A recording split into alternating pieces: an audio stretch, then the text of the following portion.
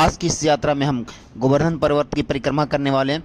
तो ये रहा हमारा गोवर्धन मंदिर और इसी के जस्ट बगल से ही गोवर्धन पर्वत की परिक्रमा के लिए रास्ते शुरू होते हैं। तो चलो वीडियो को शुरू करते हैं और हम देखते हैं कैसे परिक्रमा करते हैं, कितनी दूरी है और क्या समय होता है और क्या मान्यता है। ये सारी चीज़ें हम इस वीडियो में कवर करने वाले हैं। तो चलो वीडियो को शुरू करते हैं। ये जो सामने रोड दिख रहा है ये बगल से ही परिक्रमा का रोड गया हुआ है। अब हमारा परिक्रमा यहीं से शुरू होता है। बाइक आप यहाँ से इजीली ले जा सकते हो, कार वगैरह नहीं जा पाता, बाइक चली जाती है। और छोटे गाड़ियाँ जो है ये सब ये रिक्शा वगैरह यहीं पर मिल जाएंगे आपको। तो यहाँ से हमारा परिक्रमा शुरू हो चुका है, गोवर्धन पर्वत परिक्रमा। और इस वीडियो में हम वीडियो कट नहीं करेंगे, पूरी वीडियो रहेगी और बिल्कुल नॉर्मल मोशन में ही रहेगी, क्योंकि गोवर्धन की परिक्रमा है, गोवर्धन पर्वत जी की परिक्रमा है। तो पूरी वीडियो स्लो मोशन में ही रहेगी, नॉर्मल मोशन में रहेगी। तो चलो देखते हैं। श्री गोवर्धन पर्वत की संपूर्ण परिक्रमा की जो दूरी है वो 14 मील की है, यानी कि 21 किलोमीटर की है। 7 कोस जिसे हम बोलते हैं, 14 मील भी कह सकते हो आप, और 21 किलोमीटर। तो गोवर्धन परिक्रमा शुरू करने से पहले सबसे पहले गोवर्धन पर्वत को प्रणाम करें। यह यात्रा मानसी गांव कुंड से शुरू होती है और यात्रा राधाव कुंड गांव की ओर जाती है। इसके बाद वृंदावन रोड से होते हुए यात्रा आगे बढ़ती है। दान घाटी मंदिर यात्रा का पहला पड़ाव है। यहाँ गिरिराज जी का दूध से अभिषेक किया जाता है। यह परिक्रमा 21 किलोमीटर का है, तो दूरी ज़्यादा है।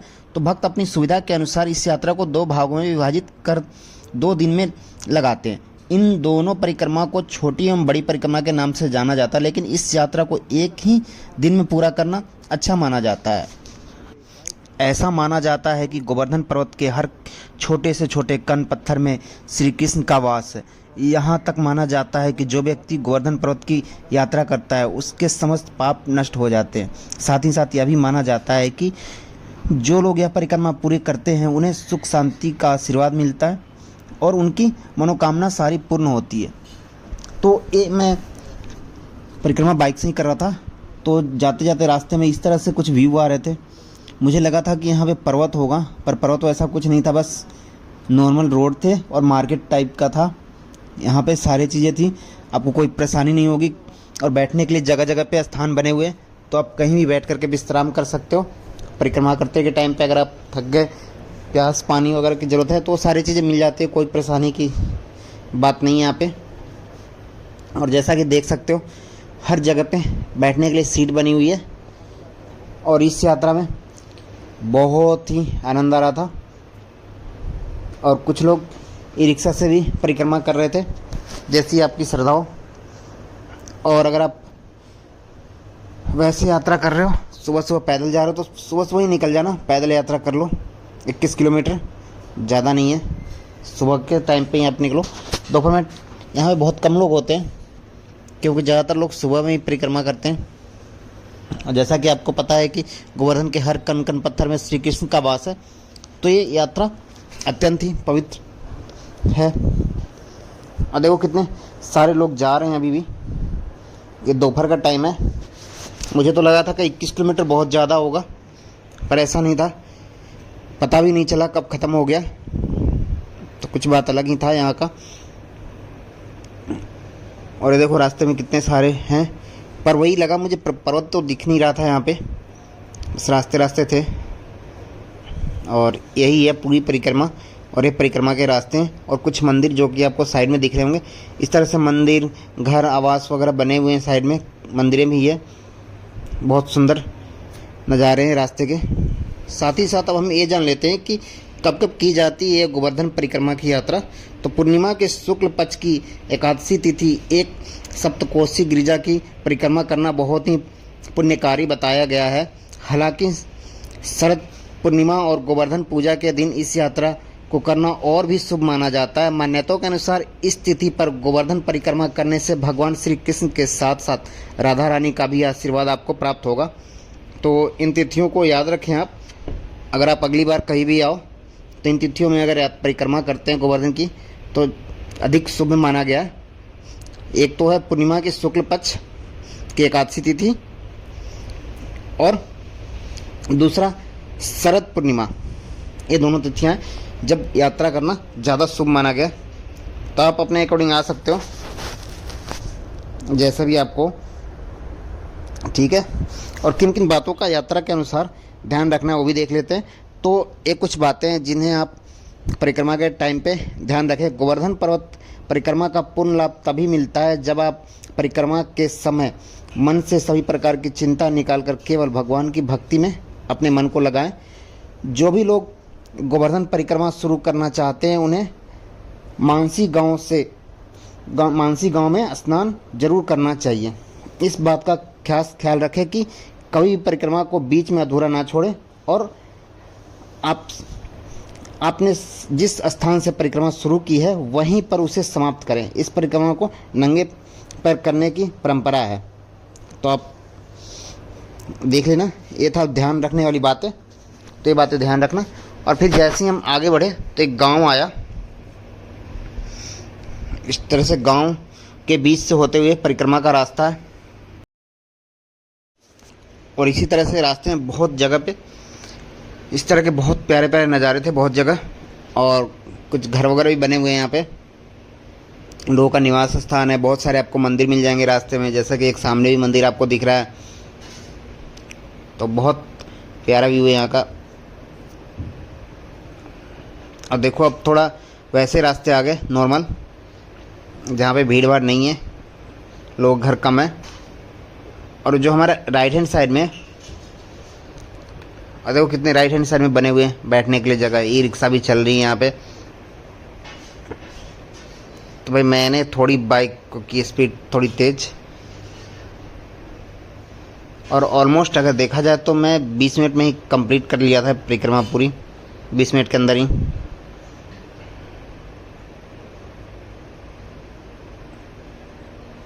और कितने लोग थे वहाँ पे, अब तो है नहीं, बहुत सारे लोग मिल रहे थे रास्ते में, पर फिलहाल अभी कोई नहीं है, बहुत कम लोग रह गए। धूप ज़्यादा ही हो रहा है। फिर यहाँ पे मैंने पीछे थोड़ा सा गन्ने का जूस पिया था, फिर आगे की तरफ बढ़ गया था।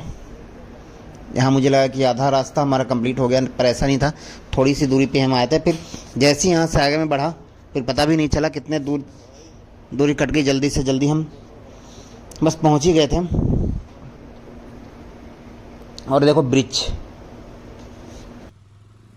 और सबसे सही तो ये वाली गाड़ी लगती है जो पीछे से आ रही है, ये गाड़ी परिक्रमा करने के लिए। ये भी गाड़ी बहुत अच्छी है, पूरा ओपन है, व्यू भी अच्छा आता होगा यहाँ से।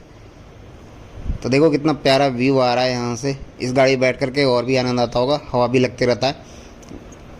और वैसा फ़र्क नहीं पड़ता गर्मी हो कैसा भी हो। और ज़्यादातर तो सर्दियों में यहाँ पे भीड़ ज़्यादा होती है, गर्मी में थोड़ा गर्मी ज़्यादा हो जाता है। मथुरा में पता ही है गर्मी होती है, वृंदावन में भी गर्मी अभी बहुत थी। अप्रैल के मंथ में ही बहुत ज़्यादा गर्मी है यहाँ पे, इसीलिए लोग ज़्यादातर सर्दियों में प्रेफर करते हैं वृंदावन जाना, मथुरा जाना। गर्मी में थोड़ा कम हो जाता है। तो इस तरह से हम आगे की तरफ बढ़ रहे थे।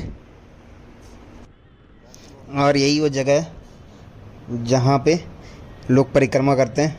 और बीच में घर, सही है, बीच में घर दिखा है यहाँ पे, बिल्कुल बीचों बीच घर बना हुआ है। तो देखो भाई, ई रिक्शे कितने सारे मिल रहे हैं रास्ते में, ई रिक्शे तो बहुत मिल रहे हैं।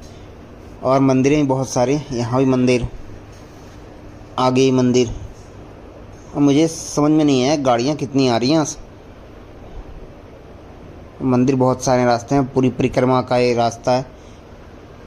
और अब थोड़े पेंट वगैरह कर रहे हैं तो सही हो जाएगा, पेंटिंग बना दे जैसे कि पहाड़ों में होता है, वैसे ही पेंटिंग यहाँ भी कर दे तो ज़्यादा व्यू अच्छा आता। कृष्ण राधा का ही पेंटिंग बना दो सारे दीवारों पे। सजेशन मेरी तरफ से है, पर्सनल सजेशन है कि दीवारों पे कृष्ण राधा के पेंटिंग बना दो, पेंट करा दो। गोवर्धन पर्वत की बहुत सारे दृश्य दिखाए जा सकते हैं यहाँ पे, जैसा कि मेरा अपना राय है। तो यहाँ का व्यू अलग ही होगा अगर हर घर का, जितने भी घर हैं वो लोग अपने अपने घर पे पेंटिंग बनवा दें तो ज़्यादा अच्छा रहेगा। जैसे सामने वाइट कलर का घर है, इस पर भी एक पेंटिंग बनवा लें। शॉप हुए उन पे भी, तो हर जगह इस तरह से अगर कृष्ण राधा का पेंटिंग बन जाए तो कुछ अलग ही यहाँ का व्यू हो जाएगा और लोगों को आकर्षित भी करेगा। जैसे मथुरा है तो मथुरा में भी हर घर पे आप पेंटिंग बना दो कृष्ण राधा का, रोड के साइड में बना लो। और एक इतना बड़ा द्वार आया सामने, बहुत बड़ा द्वार है। और इससे फिर आगे हमें बढ़ना है। अभी परिक्रमा अभी बची हुई है बहुत, और ये रास्ते थोड़े शांत से हैं, बिल्कुल शांत रास्ते हैं। और देखो यहाँ भीड़ भाड़ भी इस एरिया में कम है। शुरू में तो बहुत थे, यहाँ पे थोड़े कम है। चौड़े रोड भी है, सही रोड लग रहे हैं यहाँ पे, और स्पीड भी मेरा सही जा रहा। और एक कौन सी गाड़ी है, शासन की, और गौ माता यहाँ पे, और ई रिक्शा, गौ माता बहुत सारे हैं यहाँ पे। जहाँ पे भी खाली जगह मिला मैंने स्पीड बढ़ाने की कोशिश पूरी की, ताकि मैं जल्दी से जल्दी मेन रोड पे पहुँच सकूँ। और फिर भी देखो कितना अच्छा व्यू है यहाँ पे। इसी तरह के पूरे रास्ते में व्यू मिलेंगे। थोड़ी वीडियो लंबी हो सकती है, पर पूरा व्यू भी देखना ज़रूरी है। तो व्यू आप इंजॉय करते चलो। रास्ते में किस तरह से व्यू आ रहे हैं, लोगों की भीड़, कहीं भीड़ है कहीं नहीं है, कहीं शांत रास्ते हैं। कभी कभी गाँव से होकर के रास्ते गुजर रहे हैं, गाँव की गलियों से, छोटी गलियों से, और ये गाँव के अंदर से हम होकर के जा रहे हैं अभी। और यहाँ पे रास्ते में लिखा भी होगा, डायरेक्शन बना रहता है, परिक्रमा रास्ता, परिक्रमा मार्ग, इस तरह से रास्ते में हर जगह लिखा होगा, तो आपको सारी चीज़ें पता चल जाएगी। बस यहाँ पे थोड़ा जाम मिला मुझे, ये देखो, पर थोड़ी जाम के बाद रास्ते क्लियर हो गए। फिर हम आगे की तरफ निकले, और ये अब हम जा रहे हैं थोड़े आगे की। जाम यहाँ पे होता है ख़त्म, और बस थोड़ी देर में हम पहुँचने वाले बस मेन रोड पे। फिर से चौड़े रास्ते आ जाएंगे। देखो भाई, यहाँ पे लोग अपने दिनचर्या के कार्य कर रहे हैं। जिनका जो कार्य है वो अपने कार्य में लगे हुए हैं। जिन्हें परिक्रमा करने आए हैं, जो लोग भी परिक्रमा करने हैं, वो अपने परिक्रमा में लगे हुए हैं। बाकी जो दुकानदार हैं अपने दुकान चला रहे हैं। इस तरह से सभी लोग अपने दिनचर्या में व्यस्त हैं। और फिर हम पहुंच चुके मेन रोड पे। यहाँ मैंने थोड़ी स्पीड सही की अपनी।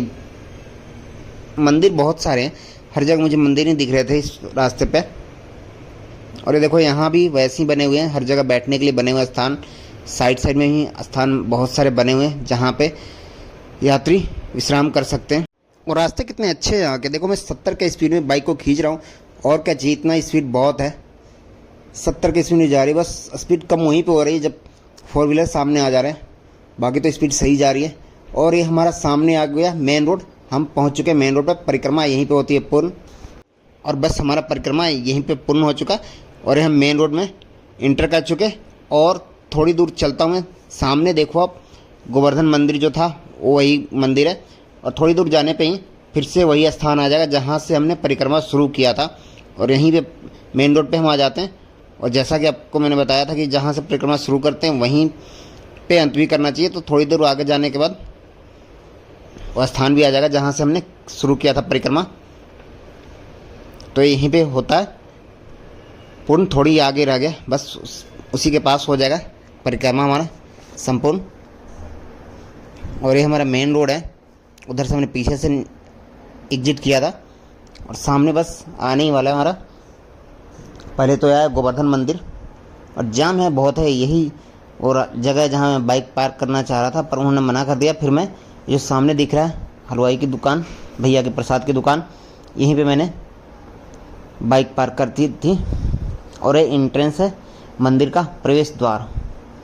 कितनी भीड़ हो गई यहाँ पे। और यहाँ जो बगल में दिख रहा है यही वो दुकान है जहाँ मैंने बाइक पार्क की थी। सामान भी वही मैंने छोड़ दिया था, कोई दिक्कत होता नहीं वैसे।